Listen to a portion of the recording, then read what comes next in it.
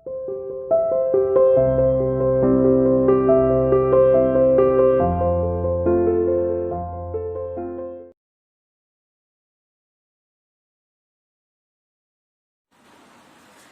Everyone, good morning. Welcome to CR international school online classes. प्यारे बच्चों, मैं आपकी हिंदी की टीचर उपस्थित हूँ आपके सामने आपको हिंदी पढ़ाने के लिए।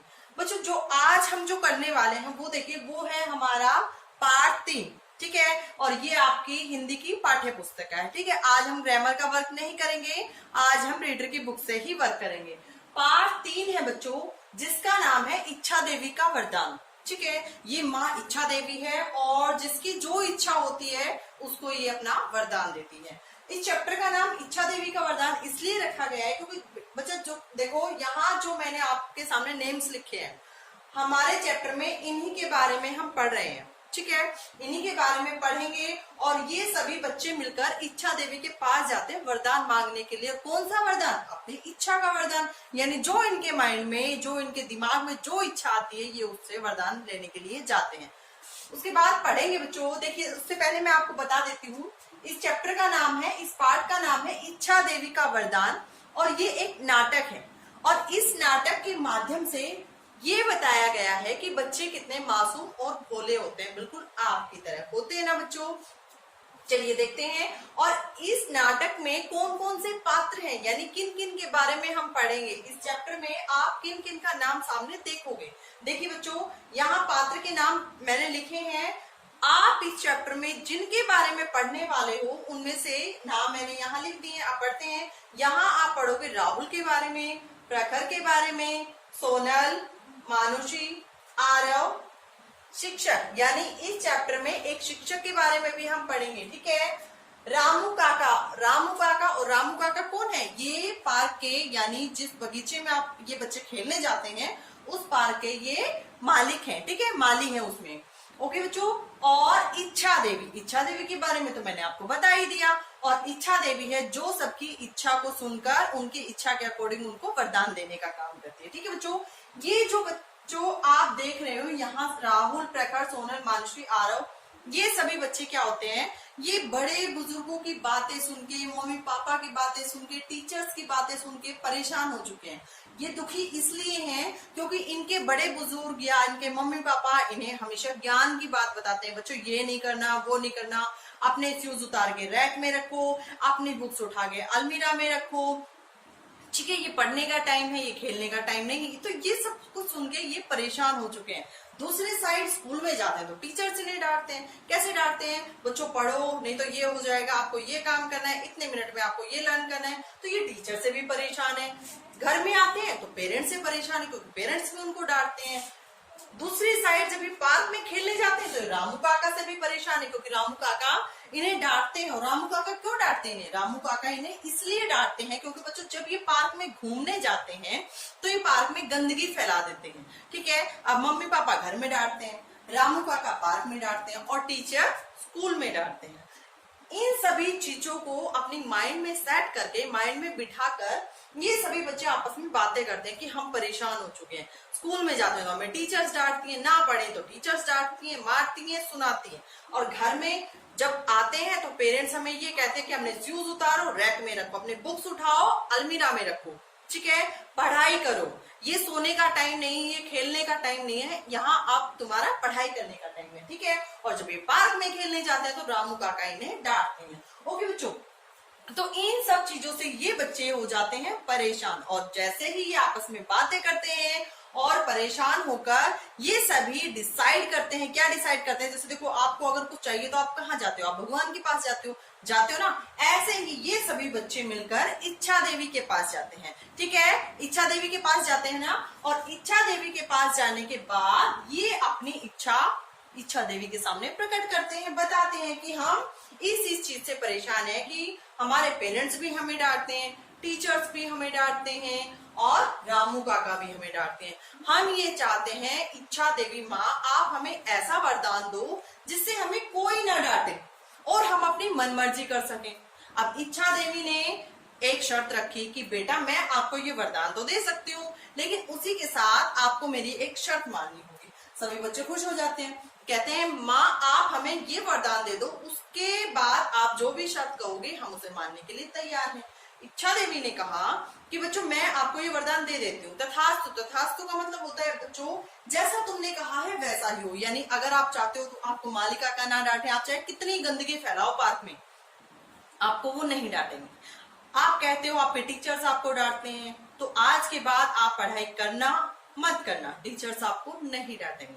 तीसरी साइड आप कह रहे हो कि आपके पेरेंट्स, मम्मी पापा, दादा दादी आपको डांटते हैं कि हम अपने कमरे में साफ सफाई नहीं रखते, अपने शरीर की साफ सफाई नहीं रखते, तो हम चाहते हैं कि वो भी हमें ना डांटे। अब इच्छा देवी ने बोल दिया कि ठीक है, ये तुम्हें आपको आज के बाद नहीं डांटेंगे, लेकिन मेरी एक शर्त है।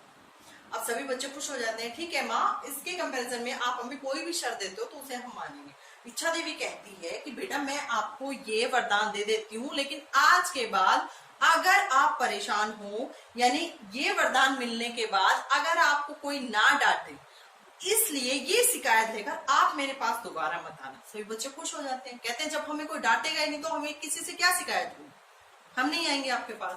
अब बच्चे खुशी खुशी अपने घर चले जाते हैं। घर जाते हैं, अपना रूम, मतलब ये होता है बच्चों जैसे आप भी करते हो, आप में से भी कई बच्चे ऐसे हैं, कपड़े उतारे यहीं फेंक दिए, शूज उतारे, एक शूज कहाँ है पता नहीं, मॉर्निंग में ढूंढेंगे, मॉर्निंग में स्कूल जाना होगा तभी ढूंढ लेंगे कि हमारा एक शूज का है। ऐसा ही होता है ना बच्चों, ऐसा ही इन्होंने भी किया। ऐसे करके कुछ दिन अच्छे से बीतते चले गए, इनको भी अच्छा लगा कि हमें अब ना टीचर्स पढ़ने के लिए कहते हैं ना टीचर्स होमवर्क देते हैं, खुशी खुशी सारे काम होने लगे। अब जब घर में आते तो ना पेरेंट्स इनके कुछ कहते, ना इन्हें शूज उठाकर रैक में रखने होते, ना इन्हें अलमारी में पुस्तक रखनी होती, ना पढ़ने की टेंशन, सिर्फ खाओ पियो ऐश करो। एक दिन ये पार्क में जाते हैं तो पार्क में इतनी गंदगी देखते हैं, और वो गंदगी फैलाई किसने, इन्हीं बच्चों ने, क्योंकि इनको पता था पहले हम जब कूड़ा करकट पार्क में डालते थे तो रामू काका हमें डांटते थे। अब रामू काका ने जो वरदान मिल गया इच्छा देवी से, अब रामू काका ने भी डांटना उनको बंद कर दिया। बच्चे केला खाया, छिलका वहीं थ्रो कर दिया, कुरकुरे, चिप्स, नमकीन जो भी खाई उसके रैपर वहीं थ्रो कर दिए। अब सारा पार्क इतना गंदा रहने लग गया बच्चों कि वहां खेलने का कोई स्थान बचा ही नहीं। एक दिन सभी पार्क में जाते हैं खेलने के लिए, और वहां कहते हैं एक दूसरे से बातें करते हैं, क्या कहते हैं कि अब तो हमारे खेलने की कोई जगह बची ही नहीं, अब हम खेलेंगे कहाँ, ये पार्क देखो इतना गंदा हो चुका है, इसमें ये गंदगी फैली हुई है, इसमें ये देखो किसी ने रैपर यहाँ थ्रो कर रखे हैं, इसने आरव ने यहाँ डाला था, मानुषी ने यहाँ डाला, तो ये आपस में ऐसे ही बोलते हैं कि हमारी ही फैलाई हुई तो ये गंदगी है। अब इनमें से एक बच्चा कहता पार्क की तो छोड़ो, खेलने की जगह की तो बात ही छोड़ दो, मेरा तो खुद का कमरा इतना गंदा हो चुका है कि मेरा कमरे में पैर रखने का मन नहीं करता।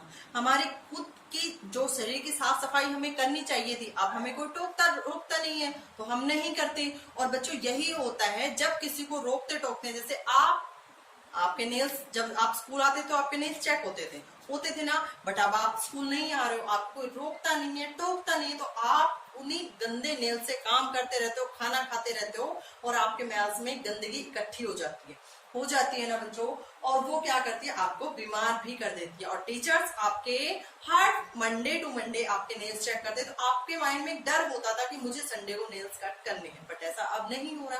कुछ एक बच्चे हैं जो कट कर रहे हैं, बाकी सभी बच्चे कट नहीं कर रहे हैं, ठीक है। अब इनको कोई ना डांटता था ना रोकता था, अब इनके रूम्स, इनके पार्क, सभी चीज इतनी गंदी हो चुकी थी, ठीक है, वहां बैठने का मन नहीं करता। अब इनमें से एक बच्चा कहता है कि मैं तो इतना मतलब पागल हो चुका हूँ कि कोई बच्चा मुझे दोस्ती तक नहीं करना चाहता कि ये इतना गंदा है, इसके कपड़े इतने गंदे हैं, ये देखो इसने ना नेल्स कट किए हैं, इस तरह से बातें करते हैं कि अब हमसे कोई दोस्ती भी नहीं करना चाहता। अब उन सब की बातों को सुनती है कौन, इच्छा देवी माँ, ठीक है। अब इच्छा देवी माँ आती है कि पूछती है कि बच्चों तुम परेशान क्यों हो, तो सभी अपनी परेशानी बताते हैं कि अब ना हमें टीचर्स काम देते हैं, ना हमें पढ़ाई करने के लिए कहते हैं, इस तरह से तो हम फेल हो जाएंगे ना बच्चों।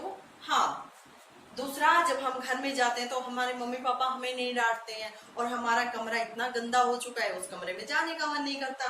तीसरी बार जब हम पार्क में जाते हैं तो रामू काका हमें बिल्कुल नहीं टोकते, अब वो पार्क इतना गंदा हो चुका है कि उसमें खेलने का मन नहीं करता, खेलने की कोई जगह बची ही नहीं। तो ये सब सुनकर माँ जो इच्छा देवी थी वो कहती है कि बच्चों ये वरदान आपने ही तो मांगा था, फिर सभी बच्चे मिलकर अपना वो वरदान वापस लेते हैं। इच्छा देवी माँ कहती है कि मैं ये वरदान वापस ले तो सकती हूँ, लेकिन आज से आपको अपने शिक्षक की, रामू काका की, आपके घर में जो है बड़े बुजुर्ग का, सबका कहना मानना पड़ेगा, उनकी सभी की बात माननी पड़ेगी। और सभी बच्चे खुशी खुशी ये स्वीकार भी करते हैं, ये मान भी लेते हैं। ठीक है, वहीं पर इच्छा देवी माँ जो प्रकट हुई थी वो अंतर ध्यान हो जाती है, गायब हो जाती है। ठीक है बच्चों, इसी के साथ आज का ये चैप्टर हमारा यहीं पर खत्म हो जाता है। ठीक है, और सभी बच्चे खुश हो जाते हैं, वो उनकी जो पहले की रूटीन थी वही स्टार्ट हो जाती है।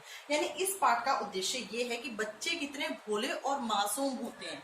बच्चों, इस पाठ का उद्देश्य ये भी है कि बच्चों के हित के बारे में ही उनके बड़े बुजुर्ग उनको बोलते हैं, टीचर्स उन्हें बोलते हैं। नहीं तो टीचर्स को और बड़े बुजुर्गों को, मम्मी पापा, क्या अपने बच्चे गंदे लगते हैं? नहीं लगते ना बच्चों, वो उनके हित के लिए यही बात करते हैं। ठीक है, आज की इस वीडियो में हम पढ़ेंगे यहीं तक। नेक्स्ट वीडियो में हम इस चैप्टर को बुक के थ्रू रीड करेंगे। ओके बच्चों, आई होप सभी बच्चों को ये चैप्टर अच्छे से समझ में भी आ गया होगा। और फिर भी अगर किसी बच्चों को कोई डाउट है तो हम इस चैप्टर को नेक्स्ट वीडियो में बुक के थ्रू रीड करने ही वाले हैं। आपको करना ये है बच्चों, मैंने एक पीडीएफ दी है, उसमें मैंने इस चैप्टर के डिफिकल्ट वर्ड दिए हैं। आपको डिफिकल्ट वर्ड अपनी नोटबुक में लिखने भी हैं और याद भी करने हैं। ओके बच्चों, bye, thank you, have a nice day.